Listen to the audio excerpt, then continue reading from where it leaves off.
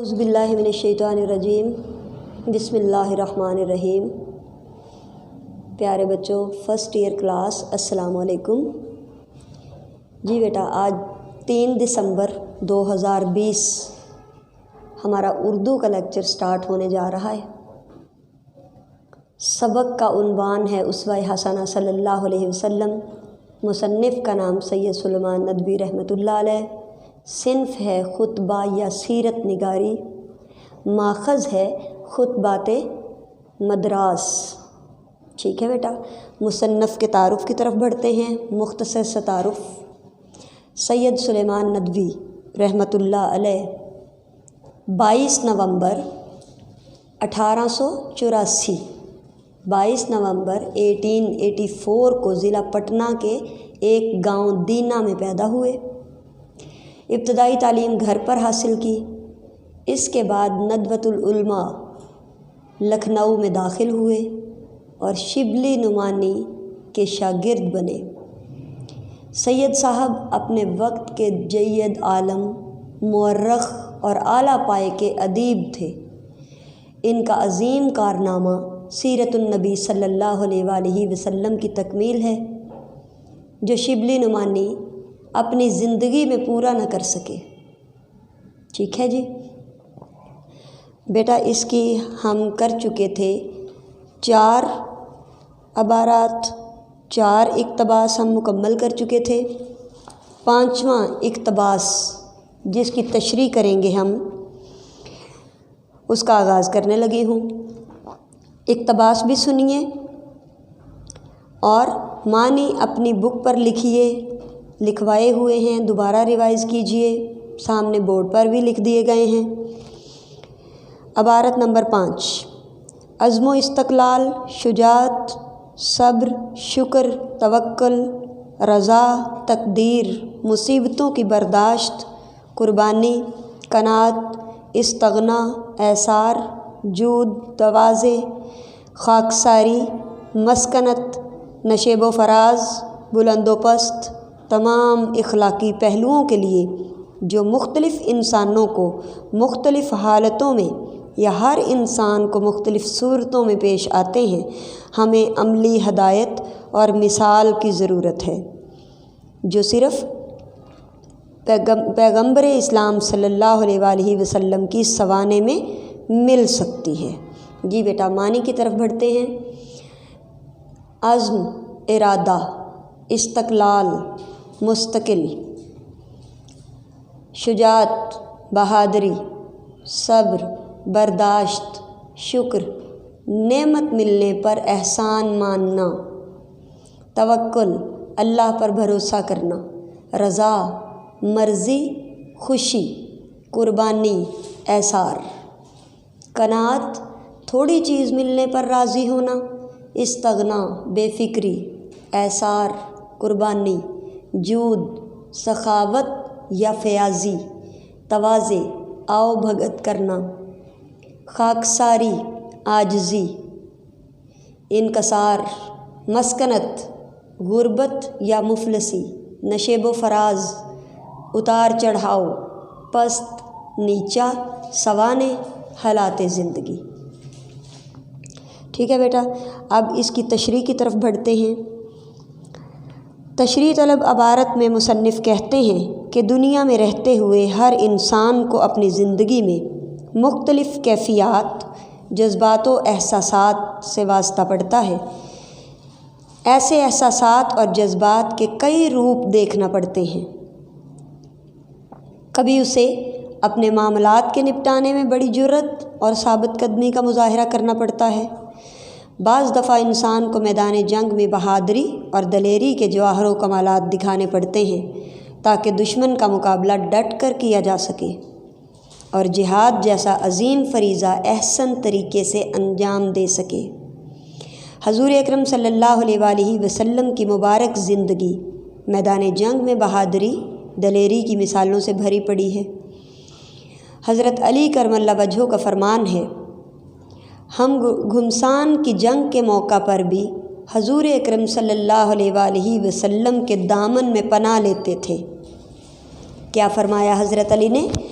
ہم گھمسان کی جنگ کے موقع پر بھی حضور اکرم صلی اللہ علیہ وسلم کے دامن میں پناہ لیتے تھے۔ مزید مصنف کیا کہتے ہیں کہ بعض دفعہ مشکل حالات کی تلخی پر انسان کو صبر کا دامن پکڑنا پڑتا ہے۔ اگر صبر نہ کیا جائے تو حالات مزید بگڑتے ہیں، اور اللہ تعالیٰ بھی صبر کرنے والوں کا ساتھ دیتا ہے۔ اللہ تعالیٰ کا قرآن کریم میں ارشاد ہوتا ہے، ان اللہ مع الصابرین، بے شک اللہ صبر کرنے والوں کے ساتھ ہے۔ صحابہ کرام کا معمول بھی یہی تھا کہ مصائب اور آزمائش میں ایک تو صبر کرتے اور دوسرا نماز قائم کرتے۔ قرآن مجید میں ارشاد باری تعالیٰ ہے، وَاسْتَعِینُوا بِالصَّبْرِ وَالصَّلَاةِ، مدد چاہو صبر اور نماز کے ساتھ۔ بعض دفعہ اللہ تعالیٰ انسان کو نعمتوں سے سرفراز کر دیتا ہے، ایسے میں اللہ تعالیٰ کا شکر ادا کرنا پڑتا ہے۔ کبھی کبھار زندگی میں ایسے مراحل بھی آ جاتے ہیں کہ جب دنیا کے تمام اسباب اس کے حق میں ناکارہ ہو جاتے ہیں تو توکل کا سہارا لینا پڑتا ہے۔ اللہ کی رضا پر راضی رہنا اور اس کی رضا کو اپنی رضا تسلیم کرنا پڑتا ہے۔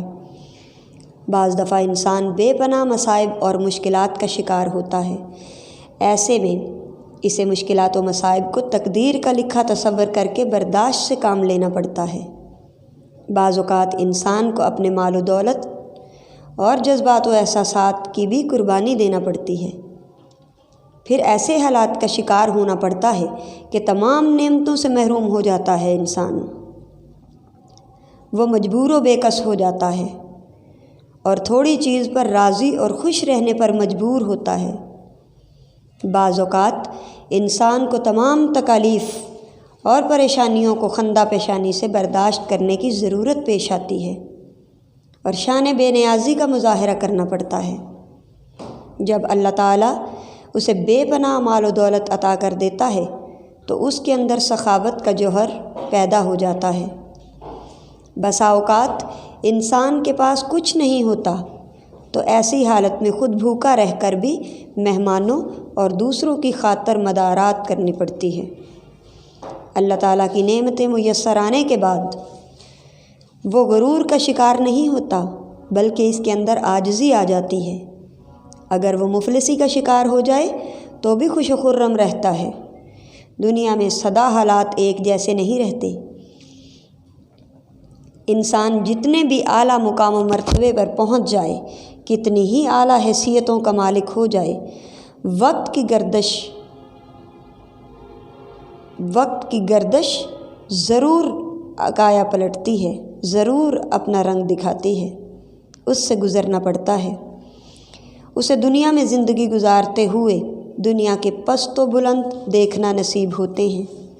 تمام انسانوں کو مختلف اوقات میں مختلف مسائل اور حالات سے دوچار ہونا پڑتا ہے، اور ہر انسان کو دنیا میں رہتے ہوئے ہر طرح کے حالات و کیفیات سے واسطہ پڑتا ہے۔ یہ مسائل مادی بھی ہو سکتے ہیں اور روحانی بھی۔ ہر انسان مسائل کا حل چاہتا ہے کیونکہ انسان مسائل و مصائب سے گھبراتا ہے، اور کامیابی کی شدید خواہش ہر انسان میں پائی جاتی ہے۔ ہر فرد کو کامیابی اور کامرانی کے لیے عملی نمونہ کی ضرورت ہوتی ہے۔ بے شک یہ عملی نمونہ ہر انسان کو حضور اکرم صلی اللہ علیہ وآلہ وسلم کی حیات طیبہ اور مبارک سیرت میں ہی مل سکتا ہے۔ آپ صلی اللہ علیہ وآلہ وسلم کی سیرت پر عمل کر کے مادی مسائل بھی حل ہوتے ہیں اور روحانی مسائل کے لیے بھی بھرپور رہنمائی مل سکتی ہے۔ جی بیٹا، یہاں یہ آخری حوالہ کوٹ کریں گے۔ ارشاد ربانی ہے، بے شک نبی پاک صلی اللہ علیہ وآلہ وسلم کی ہستی میں تمہارے لیے احسن نمونہ موجود ہے۔ ٹھیک ہے جی، یہ بیٹا ہماری عبارت نمبر 5 تھی، جو اس چیپٹر کی تقریباً مشکل الفاظ پر مبنی عبارت تھی۔ اس کے بعد عبارت نمبر 6 ہے، جس کی میں ڈائریکٹ تشریح کروں گی۔ اگر کوئی لفظ مشکل ہوا تو معنی لکھ دیں گے، باقی سارا مواد آپ کے سامنے ڈسپلے ہو چکا ہے۔ حوالہ جات میں اگر کچھ چاہیے ہوا تو وہ بھی ایک شامل کر دیں گے، ٹھیک ہے جی بیٹا۔ عبارت نمبر 6 ہے جو شروع ہو رہی ہے ان الفاظ سے: غرض ایک ایسی شخصی زندگی جو ہر طائفہ انسانی اور حالت انسانی کے مختلف مظاہر اور ہر قسم کے صحیح جذبات اور کامل اخلاق کا مجموعہ ہے۔ صرف محمد صلی اللہ علیہ وآلہ وسلم کی سیرت ہے۔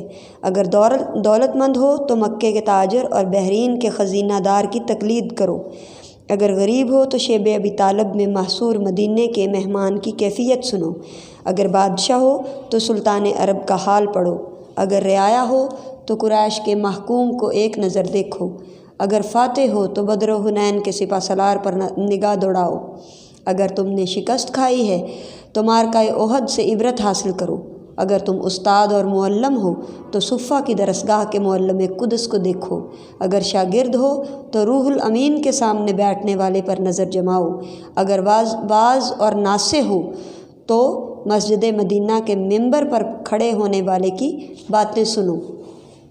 جی بیٹا، اس کے 2-3 الفاظ مشکل ہیں، ان کے معنی لکھواتی ہوں۔ جی بیٹا، عبارت نمبر 6 تھی، تشریح شروع کرنے لگی ہوں۔ تشریح طلب عبارت میں سید سلیمان ندوی رحمۃ اللہ علیہ کہتے ہیں کہ دنیا کے تمام لوگوں میں سے کوئی شخصیت ایسی ہو جس کی زندگی تمام انسانی گروہوں اور طبقات کے لیے مکمل نمونہ ہو اور تمام انسانی طبقوں کے لیے کی ہر لحاظ اور ہر پہلو سے مکمل رہنمائی اور رہبری کا فریضہ سر انجام دے سکے۔ چنانچہ صرف نبی کریم صلی اللہ علیہ وآلہ وسلم کی پاکیزہ سیرت ہی ہے جو دنیا کے تمام انسانی گروہوں کے لیے نمونہ ہے۔ ہر شخص آپ صلی اللہ علیہ وسلم کی سیرت سے استفادہ کر کے دنیا اور آخرت دونوں کو کامیاب بنا سکتا ہے۔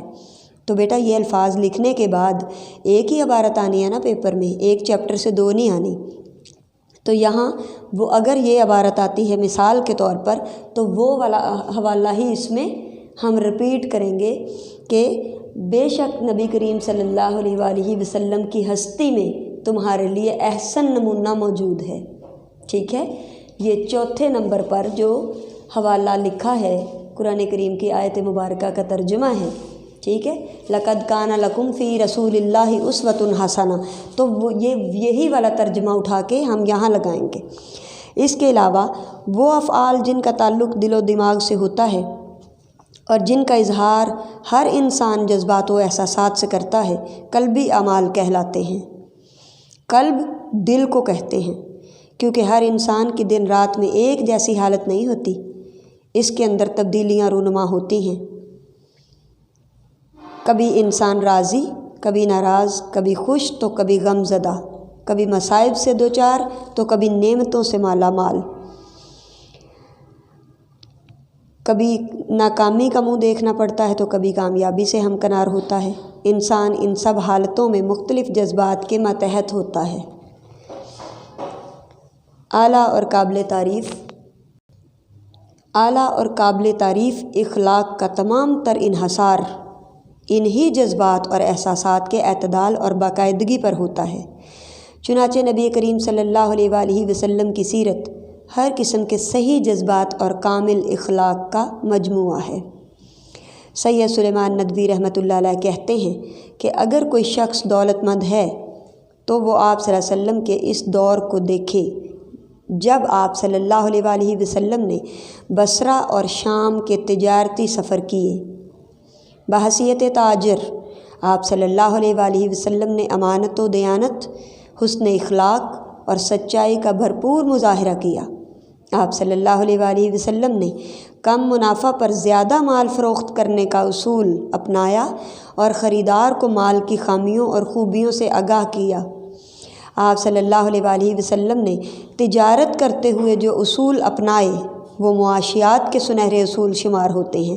معاشیات بچوں جسے آپ اکنامکس کہتے ہو، اکنامکس کا سبجیکٹ پڑھتے ہو نا، وہ معاشیات ہے۔ تو اس کے تمام اصول حضور اکرم صلی اللہ علیہ وآلہ وسلم نے اپنی حیات طیبہ سے ہمیں سکھائے۔ آپ صلی اللہ علیہ وآلہ وسلم کا فرمان مبارک ہے، حوالہ یہ الفاظ معنی کے نیچے لکھا ہے، خرید و فروخت میں قسم کھانے سے باز رہو، وہ مال تو بکوا دیتی ہے مگر پھر اسے مٹا دیتی ہے۔ آپ کا فرمان مبارک کیا ہے؟ خرید و فروخت میں قسم کھانے سے باز رہو، وہ مال تو بکوا دیتی ہے مگر پھر اسے مٹا دیتی ہے۔ اسی طرح آپ صلی اللہ علیہ وآلہ وسلم کی زندگی کے آخری ایام میں بحرین، جو کہ قطر اور سعودی عرب کے درمیان ہے، فتح ہوا۔ وہاں کے خزانے مدینے آتے تھے، تو آپ صلی اللہ علیہ وسلم اپنی ذات پر خرچ کرنے کی بجائے قوم کی امانت سمجھتے ہوئے وقف کر دیتے تھے۔ اگر کوئی غریب شخص ہے تو آپ صلی اللہ علیہ وسلم کے اس دور کو دیکھے جب قریش مکہ نے آپ صلی اللہ علیہ وسلم کے خاندان اور اہل اسلام کا معاشرتی بائیکاٹ کر دیا تھا، قطع تعلق ہو گئے تھے، اور شیب ابی طالب میں 3 سال تک محصور کر دیا تھا، قید کر دیا تھا۔ الفاظ معنی کی طرف ذرا غور کیجیے گا۔ خزینہ دار، خزانے کا نگہبان، یہ یہاں سے اٹھائے گئے ہیں۔ تقلید کرنا، پیروی کرنا، محصور، قید، گھرا ہوا، واعظ نصیحت کرنے والا۔ تو پانی کی مشکوں کا چمڑا کھا کر گزارا کرنا پڑا، اور ایسے مشکل مراحل میں آپ صلی اللہ علیہ وسلم نے کمال صبر سے کام لیا۔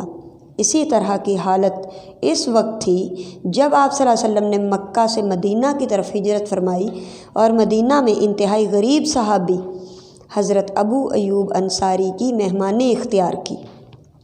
آپ کس کے مہمان بنے؟ حضرت ابو ایوب انصاری کے۔ زندگی کا یہ پہلو غریب اور مہاجر دونوں کے لیے نمونہ ہے۔ اگر کوئی بادشاہ ہے تو عرب کے تاجدار کا حال پڑھے کہ آپ صلی اللہ علیہ وسلم نے کن اصولوں کو اپنایا۔ آپ صلی اللہ علیہ وآلہ وسلم نے 10 سال کی قلیل مدت، تھوڑی مدت میں عرب کی تاجداری حاصل کی، اور اپنے جانی دشمنوں کہ جن کی وجہ سے مکہ سے ہجرت کرنا پڑی کے لیے عام معافی کا اعلان فرما دیا، اور حکمرانی کے وہ اصول وضع کیے جو رہتی دنیا تک مشعل راہ ہیں۔ ٹھیک ہے بیٹا، انشاءاللہ بشرط زندگی اگلی عبارات، دوسرے اقتباسات 1 بائی 1 آپ کو کرائے جائیں گے۔ وہ کل پرسوں جتنی بھی دن لگیں، ہم نے ہر چیز پراپر طریقے سے تیار کرنی ہے۔ اللہ آپ کا حامی و ناصر ہو۔ اللہ حافظ۔